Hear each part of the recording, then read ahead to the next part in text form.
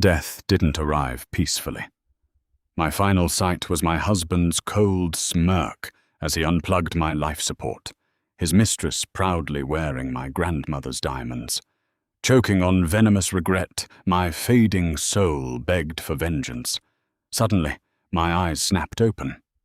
5 years earlier, he hadn't stolen my emperor yet. The smell of sterile alcohol and impending death is something you never forget. It clings to the back of your throat. I was 34, hooked up to a symphony of beeping machines in a cold, VIP hospital suite at Mount Sinai, dying of a mysterious, aggressive organ failure that the doctors couldn't quite explain. But looking at the two people standing at the foot of my bed, I didn't need a medical degree to know what had killed me. Preston, my husband of 8 years. The man I had defied my family to marry. The man I had elevated from a mid-level financial analyst to the CEO of my family's legacy, Gallagher Holdings. Beside him stood Valerie. She was supposedly his executive assistant, a woman I had welcomed into my home, shared dinners with, and even bought birthday gifts for. Now, she was pressed against his side, her hand resting intimately on his thigh, wearing the vintage Cartier Panther necklace that had gone missing from my safe 3 months prior. "It's almost over, darling," Preston whispered, leaning over me. His voice, once more my favorite sound, now dripped with a terrifying, venomous pity. "You fought so hard, but the company needs strong leadership now. Don't worry, Valerie and I will take excellent care of your family's assets. The paperwork went through this morning. Everything is in my name." I couldn't speak. The toxins in my blood had paralyzed my vocal cords. Tears of sheer, blinding rage leaked from the corners of my eyes. I had been so blind. The late nights at the office, the hidden bank statements, the sudden, inexplicable deterioration of my health over the last year. He hadn't just cheated on me. He had systematically drained my wealth, isolated me from my loved ones, and slowly poisoned me to claim the final prize. Valerie smirked, tracing the diamonds on her neck. "Rest in peace, Alex. You were always too soft for this world anyway." Preston's hand moved to the primary oxygen valve. He didn't even hesitate. With a soft click, the flow stopped. My lungs screamed. The room faded to black as the monitors shrieked their final flatlining warning. In the suffocating darkness, my soul screamed a silent vow. If I had one more chance, I would tear them limb from limb. And then I gasped. Air flooded my lungs, crisp and agonizingly cold. I shot up in bed, my hands clawing at my throat, expecting to feel medical tubing. Instead, my fingers brushed against smooth silk. I was gasping, sweating, staring wildly around a room that shouldn't exist anymore. It was the master bedroom of the Tribeca penthouse, the one Preston had forced me to sell 3 years before my death to liquidate assets for a bad investment. The morning sun was streaming through the floor-to-ceiling windows, casting a golden glow over the expensive mahogany furniture. My heart hammered against my ribs like a trapped bird. I scrambled out of bed and practically threw myself at the vanity mirror. Staring back at me wasn't the gaunt, grey-skinned, dying woman I had just been. It was me, Alex Gallagher. Young, vibrant, with a healthy flush to my cheeks and fire in my eyes. I grabbed my phone from the nightstand. The screen lit up. Tuesday, October 14th, 2021. I dropped the phone on the mattress. 2021. I had gone back exactly 5 years.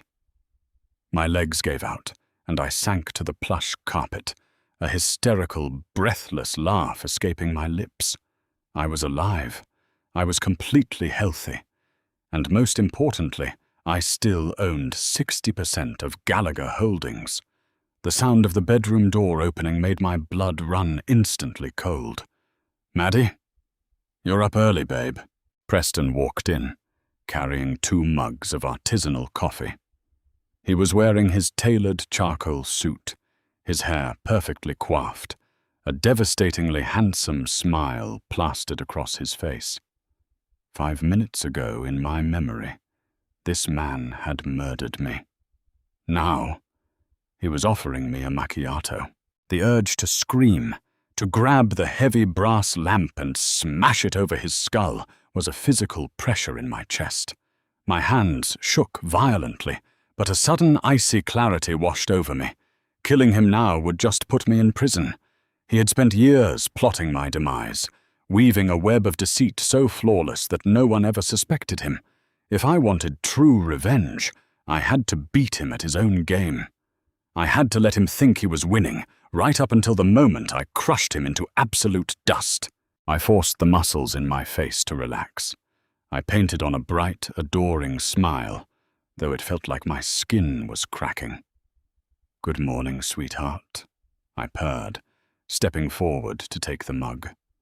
My fingers brushed his, and it took every ounce of my willpower not to recoil in disgust. "You look beautiful today," he said, kissing my forehead. The touch made my skin crawl. "Big day today. The board meeting for the Horizon Tech acquisition. Are you still comfortable letting me take point on the presentation? I know your father wanted you to lead it, but I just want to take the stress off your plate." My eyes narrowed imperceptibly. The Horizon Tech acquisition. I remembered this day. In my past life, this was the exact moment Preston convinced me to let him act as my proxy. He used that power to restructure the deal, secretly siphoning millions in consulting fees to a shell corporation he owned. It was the first fatal blow to my empire. "Actually," I said, keeping my voice light and breathy, the perfect picture of a naive wife. "I think you're absolutely right, Preston. You handle it. In fact, you've been working so hard lately.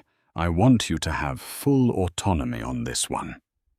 His eyes gleamed with a predatory excitement he couldn't quite hide. "Really? You're sure?" "Absolutely," I lied, taking a sip of the coffee. "I trust you completely." As he turned away to gather his briefcase, a smug, victorious smile on his face, my own smile vanished. "Take the autonomy, Preston. Take it all. Because this time, I'm the one writing the contracts. And I am going to build a cage so tight you won't even realize you're trapped until you suffocate." For the first month of my second life, I played the role of the perfect, oblivious socialite wife to sickening perfection. I attended charity galas, I planned lavish dinner parties, and I signed every innocuous-looking document Preston slid across my desk with a sweet smile. He thought I was complacent. He thought I was stupid. Behind the scenes, I was a ghost operating in the shadows of my own company. I couldn't use the family lawyers. Preston had already spent years greasing their palms and buying their loyalty. Instead, I reached out to Brooks Lawson. Brooks was an independent forensic accountant and a licensed private investigator operating out of a dingy office in Queens. My late father had used him once to expose a corrupt supplier, and my father had sworn Brooks was a bloodhound who couldn't be bought. I met Brooks in the back booth of a grim diner, rain lashing against the windows. I slid a thick manila envelope across the sticky table. It contained $50,000 in untraceable cash. "I need you to audit a ghost," I told him, sipping my black coffee. "My husband, Preston Gallagher. I want every offshore account, every shell company, every encrypted email, and every burner phone he owns. And I want you to look into his assistant, Valerie Hastings." Brooks, a burly man with a permanent 5 o'clock shadow, thumbed through the cash and raised an eyebrow. Spouses usually just want pictures of them going into a motel, Mrs. Gallagher. This sounds like corporate warfare. It's a slaughter, I corrected him coldly. He just doesn't know he's the one bleeding yet. 2 weeks later, Brooks delivered. He handed me a USB drive containing exactly what I knew would be there, and worse. Preston and Valerie hadn't just been sleeping together. They had been orchestrating a massive embezzlement scheme for 2 years. Brooks found the Cayman Island accounts under the name Apex Capital, the exact shell company receiving the skimmed funds from the Horizon Tech deal I had just let him manage. But Brooks found something I didn't know from my past life. Valerie wasn't just his mistress. She was a silent partner in Apex Capital. They were co-signing the fraudulent documents together. I sat in my private home office late that night, scrolling through the explicit text messages Brooks had intercepted. Preston: Maddie signed the proxy today, like taking candy from a baby. Valerie: Good boy. Can't wait until we can finally ditch the dead weight and take over. A dark, chilling laugh echoed in my silent office. Dead weight. We would see about that. The next morning, I walked into Preston's office at Gallagher Holdings. Valerie was standing much too close to his desk, handing him a file. When I walked in, they sprang apart, Valerie smoothing her skirt with a falsely professional smile. Good morning, Alex, Valerie chirped. I love that blouse on you. So innocent, conservative. I looked at her. Really looked at her. Her smugness was palpable. In my past life, her backhanded compliments had made me insecure. Now, looking at the woman who would one day help murder me, I felt absolutely nothing but a cold, clinical detachment. Thank you, Valerie, I smiled warmly. Preston, darling, do you have a minute? I've been thinking about the Oakwood Development project. Preston's eyes lit up. Oakwood Development was a massive multi-billion-dollar real estate venture the company was considering in Chicago. In my past life, I had rejected the deal because it was highly volatile and over-leveraged. Preston had been furious. What about it? He asked, trying to sound casual. I know I've been hesitant, I said, playing with a button on his suit jacket.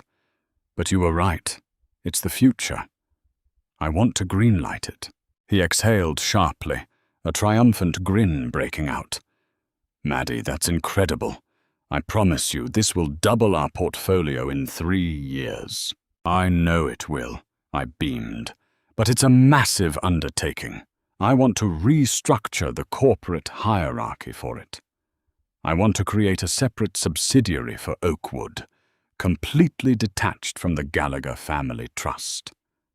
And I want you to be the sole managing director of that subsidiary. You deserve the credit, Preston. I want your name on all the loans, all the deeds, and all the liability. It's your baby. Preston was so blinded by his own greed and ego that he didn't even hear the word liability. All he heard was sole managing director. He thought I was handing him the keys to the kingdom. He thought I was legally separating the asset so he could eventually steal it cleanly. He pulled me into a deep kiss. You won't regret this, Maddie. I swear. I pulled away, offering him a radiant, dead-eyed smile. Oh, I know I won't. What Preston didn't know, what nobody knew except me and a brilliant, highly ruthless environmental lawyer I had secretly retained in Washington, was that the entire Oakwood development site was sitting on top of an undeclared toxic waste dump from the 1970s. The EPA had been quietly investigating the land for months. In exactly 90 days, the federal government was going to seize the land, freeze all assets associated with the project, and hit the managing directors with devastating unpayable fines and potential criminal negligence charges. By restructuring the company, I was completely insulating my family's wealth, and by making Preston the sole signatory, I was tying a concrete block around his neck and pushing him into the Mariana Trench. A week later was our third wedding anniversary. Preston threw a lavish gala at the Plaza Hotel to celebrate, secretly using it as a victory lap for what he believed was his impending takeover of my family's legacy. He stood by the ice sculpture, a glass of Dom Perignon in hand, whispering in Valerie's ear while I conversed with board members across the room. My phone buzzed in my clutch, a text from Brooks. The Oakwood paperwork has been filed with the state. The EPA raid is scheduled for December the 12th. He's locked in. I looked up across the ballroom. Preston caught my eye and raised his champagne glass to me, mouthing the words, "I love you." I raised my glass back. My heart beat with a steady, terrifying calm. The trap was set. The bait was swallowed. All that was left was to wait for the jaws to snap shut. December 12th arrived with the brutal chill of a New York winter. I was sitting in the grand executive boardroom of Gallagher Holdings, sipping a hot matcha latte, listening to Preston drone on about the projected Q1 earnings for Oakwood Development. He was completely in his element, pacing the room in a bespoke Zegna suit, spinning a web of corporate jargon that had our senior board members nodding like hypnotized pigeons. Valerie sat in the far corner, her fingers flying across her iPad, occasionally shooting him a sultry, secretive glance. It was nauseating. It was also perfect. At exactly 10:14 a.m., the heavy oak doors of the boardroom swung open. It wasn't my secretary bringing in the mid-morning pastries. It was four imposing individuals wearing stark navy windbreakers with bold yellow block letters on the back, EPA. Behind them stood two stern-faced FBI agents in dark, immaculate suits. The room plunged into an immediate, suffocating silence. Preston froze mid-sentence, his Lesamura pointer hovering over a digital bar graph on the projector screen. "Preston Gallagher?" one of the federal agents asked, stepping forward. His voice was a flat, humorless gravel that commanded absolute authority. "I'm Special Agent Miller. We have a federal warrant for the immediate seizure of all assets, servers, financial records, and physical properties tied to the Oakwood Development subsidiary." Preston blinked, an uneasy, dismissive chuckle escaping his lips. "There must be some massive mistake, officer. Oakwood is a premier, fully vetted real estate venture. I am the sole managing director. What on earth is this about?" "It's about Section 107 of the Comprehensive Environmental Response, Compensation, and Liability Act," the lead EPA official stated coldly, slamming a massive 2-inch thick stack of legal documents onto the polished mahogany table. "Your newly acquired land in Chicago is an unregistered Class 1 toxic Superfund site, contaminated with decades of industrial runoff. You bypassed standard environmental due diligence to expedite the purchase and hide the land's history. You are now personally, legally liable for a federal cleanup operation currently estimated at $450 million, not to mention federal charges for fraudulent land acquisition and environmental negligence." I watched the blood drain from Preston's face so fast I thought he might physically collapse. His perpetually tanned complexion turned the color of wet ash. He looked at the documents, then at the stone-faced agents, and finally, desperately, at me. "Maddie," he stammered, his voice cracking, shedding every ounce of his CEO bravado. "Maddie, call Mitchell, call the corporate lawyers immediately. Tell them to file an injunction and block this. Tell them Gallagher Holdings is appealing." I leaned back in my plush leather chair, elegantly crossing my legs, my expression entirely placid and undisturbed. "I can't do that, Preston. You insisted on being the sole managing director. You wanted Oakwood completely detached from Gallagher Holdings, remember? You gleefully signed all the indemnity clauses. This is your subsidiary. The board and I have absolutely no legal standing to intervene in this matter." "But the funds," he panicked, spittle flying from his lips, his eyes wild with terror. "We used company capital to finance the initial purchase." "No," I corrected gently, pulling a separate, slim red folder from my briefcase. "You used a high-interest, short-term bridge loan from an external creditor, personally guaranteed by your own future equity and personal assets, to fund the initial purchase. I have the signed authorizations right here. The board approved your formal request for autonomy. Gallagher Holdings is completely, legally insulated from Oakwood." The realization hit him like a physical blow to the stomach. The invincible armor of my family's immense wealth, the protective shield he had spent 8 years meticulously manipulating me to obtain, was suddenly gone. He was standing naked in a Category 5 hurricane of his own making. "Valerie," Preston barked, losing his composed veneer completely, his voice bordering on hysterical. "Call Apex Capital. Wire the contingency funds to my private account right now. We need emergency retainer money for a defense attorney." Valerie, whose face was equally pale and sweating, scrambled to her tablet. Her perfectly manicured fingers tapped frantically at the screen. Seconds ticked by. The federal agents watched the display with cold, professional amusement. I can't get in," Valerie whispered, her voice trembling, tears welling in her eyes. "The routing numbers are bouncing. The passwords are changed. The Cayman accounts—" "What about them?" Preston roared, slamming both his fists furiously onto the boardroom table. "They're frozen, Mr. Gallagher," Agent Miller interrupted, stepping closer with a pair of heavy steel handcuffs, gleaming brightly in his hands. An anonymous tip, supported by comprehensive forensic accounting records, led the IRS to an offshore embezzlement ring operating under the shell company Apex Capital.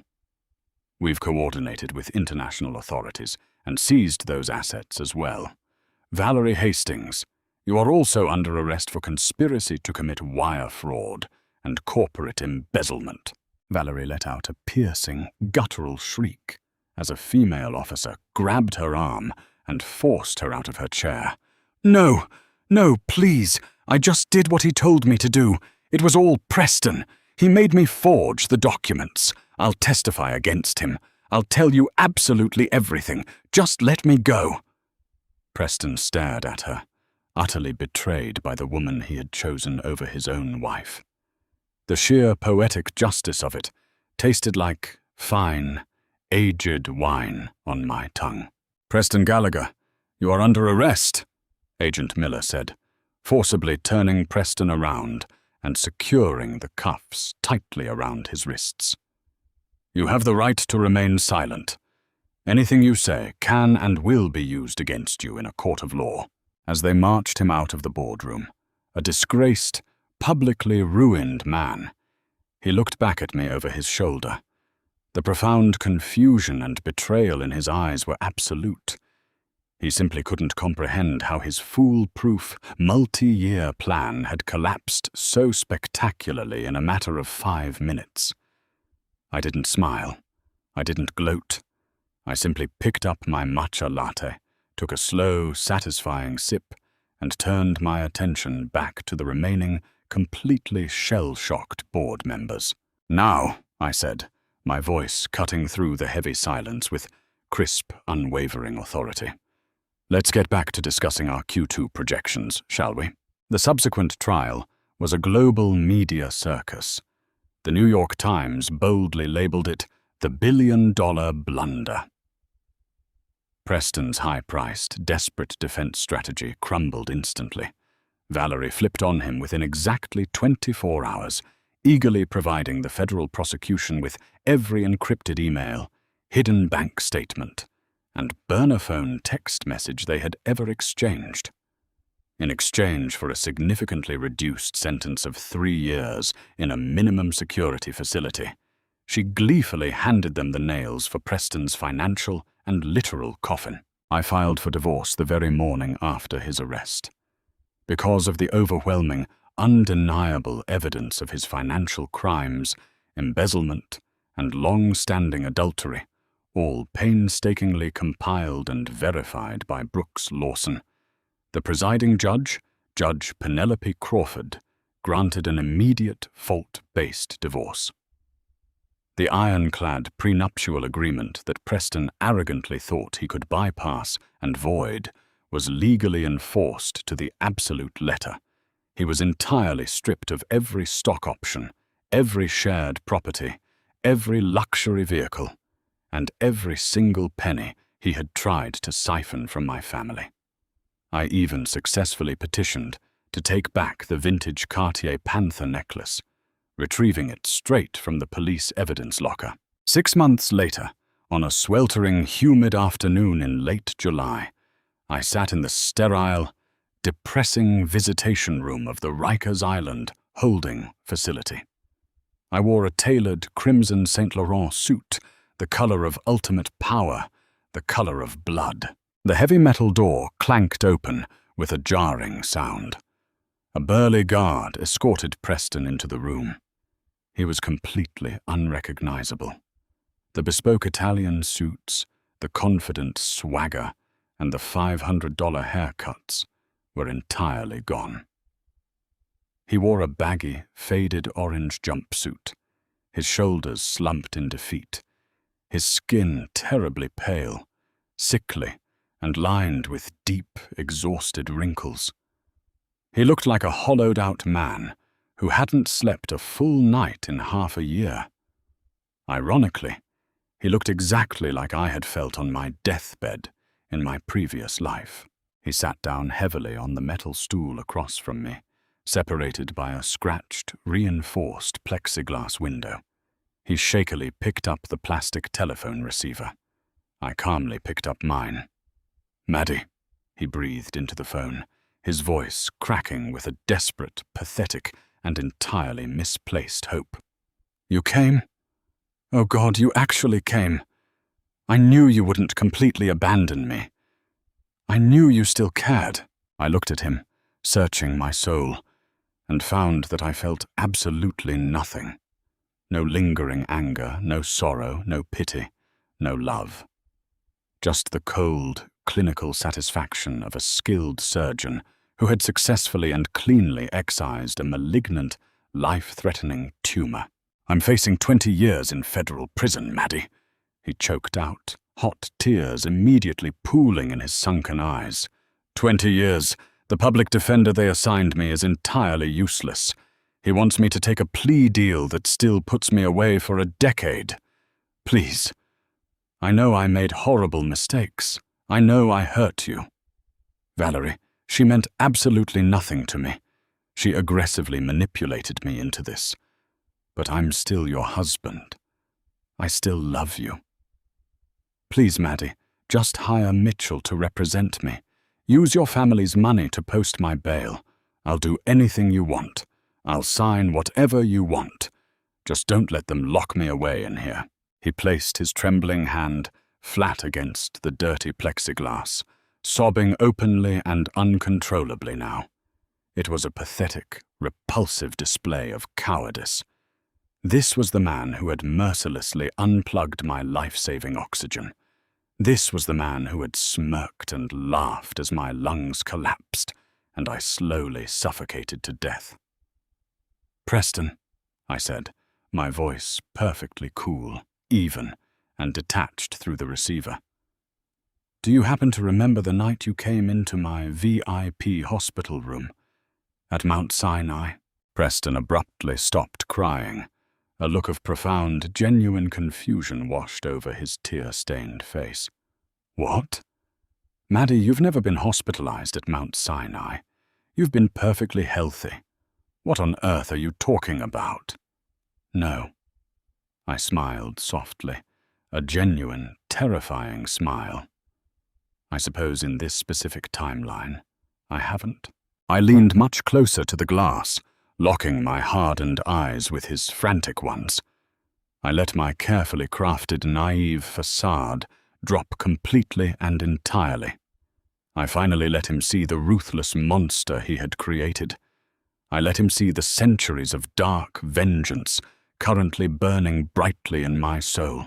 I know absolutely everything, Preston, I whispered, my voice dripping with an icy, lethal poison. I know all about Apex Capital. I know about the consulting fees you were skimming from the Horizon Tech deal. I know about the specific, untraceable poison you were planning to eventually slip into my nightly chamomile tea. I know exactly how you planned to drain Gallagher Holdings dry, forge the power of attorney, and leave me to rot. His breath hitched violently in his throat. He physically recoiled from the glass as if he had been burned, his eyes wide with a primal, suffocating terror. How could you possibly know any of that? I never wrote that down. I never told a single soul, because I already lived it, I stated simply and unequivocally. And I swore to God, as I took my last, agonizing breath, that I would return and tear you apart piece by piece. I didn't just outsmart you, Preston. I rewrote my own history to ensure you would rot in a suit of your own arrogant design. You're insane, he gasped, his hand trembling so violently he could barely hold the plastic phone to his ear. You set me up. The EPA raid. The offshore bank leaks. The toxic land. That was all you. You systematically orchestrated all of it from the very beginning. I just gave you the rope, darling, I replied smoothly, leaning back in my chair. You were the one stupid and greedy enough to tie the noose around your own neck. Maddie, please! He wailed, dropping painfully to his knees on the concrete floor, completely disregarding the guards who were now watching him with disgust. He banged his forehead desperately against the glass. Please, I'm begging you, don't do this to me. I have absolutely nothing. I am nothing without you. You're right, I said, standing up and elegantly smoothing the skirt of my crimson suit. You are nothing. I hung up the heavy receiver, the plastic clicking sharply against the metal base. I didn't look back a single time as I walked purposefully out of the bleak visitation room, the sound of his muffled, agonizing and endless screams echoing musically through the cold concrete hallways. Stepping out into the blinding, beautiful New York sunlight, I took a deep, clear, and perfectly healthy breath. The city air had never tasted so sweet. My empire was entirely secure. The parasite was eradicated. I confidently hailed a waiting cab, ready to finally start my second life. And this time, I wasn't just surviving. I was reigning. If you were on the absolute edge of your seat watching Preston get exactly what he deserved, hit that like button right now. Share this story with anyone who loves a brilliant, satisfying revenge plot. And don't forget to subscribe to the channel for more unbelievable real-life drama, shocking twists, and incredible stories of survival and karma. Ring the notification bell so you never miss out when a new video drops. See you in the next one.